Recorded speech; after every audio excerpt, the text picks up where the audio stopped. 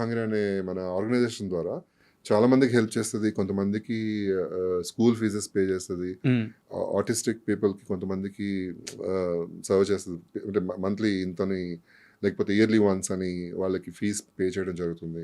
అంటే ఇవన్నీ మనం బయట చెప్పుకోకూడదు యాక్చువల్గా. మీరు ఏ ఇంటర్వ్యూలో కూడా చెప్పలేదు, నాకు పర్సనల్గా తెలుసు కాబట్టి. అండ్ ఈ మధ్య ఒక ఊరికి కూడా ఏదో వాటర్ సర్వీస్ ఒక విలేజ్ మన ఆంధ్ర సైడే ఒక విలేజ్ లో 10 kilometers వెళ్ళి వాళ్ళు వాటర్ తెచ్చుకునేవాళ్ళు అండి.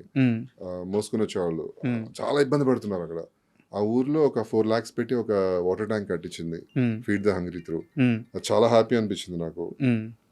అలా ఆ 10 kilometers వెళ్ళి వాటర్ తెచ్చుకునేవాళ్ళు వాళ్ళు. అలాంటిది అక్కడ వాటర్ ట్యాంక్ కట్టించడం వల్ల వాళ్ళ ప్రేయర్స్ చూడాలి అసలు మీరు. ఆ స్టేజ్ మీద ఎక్కిన తర్వాత అందరూ వాళ్ళు అభిమానించే తీరు కానీ మేఘ్నాని నన్ను చాలా హ్యాపీ అయిపోయారు. మేము ఎంటర్ అవుతుంటేనే వాళ్ళు క్రాకర్స్ కాల్చి ఊర్లో.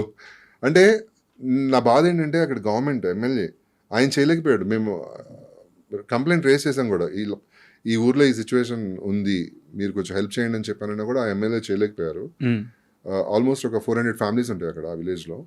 సో అక్కడ మనం ఒక వాటర్ ట్యాంక్ మంచిగా ఇది మినరల్ వాటర్, నార్మల్ వాటర్ కూడా మినరల్ వాటర్ ట్యాంక్ కట్టించడం జరిగింది. అండ్ మంచిగా 2 ట్యాంక్స్ అనమాట. చాలా ఇప్పటికి మేము ఎవ్రీ మంత్ మేము కనుక్కుంటూనే ఉంటాం ఎలా జరుగుతుంది అక్కడ వర్క్, బాగుందా లేదా అని చెప్పి. యాక్చువల్గా నాకు ఇదే అర్థం కాదు సెలబ్రిటీల విషయంలో. ఇప్పుడు ఇంత మంచి కార్యక్రమం చేశారు, మీరు ఎక్కడా చెప్పుకోవట్లేదు. ఏదో టూర్ వెళ్తారు, మేము మేఘాలయ వెళ్ళాము, నాగాలాండ్ వెళ్ళాము అలా చెప్పుకుంటారు.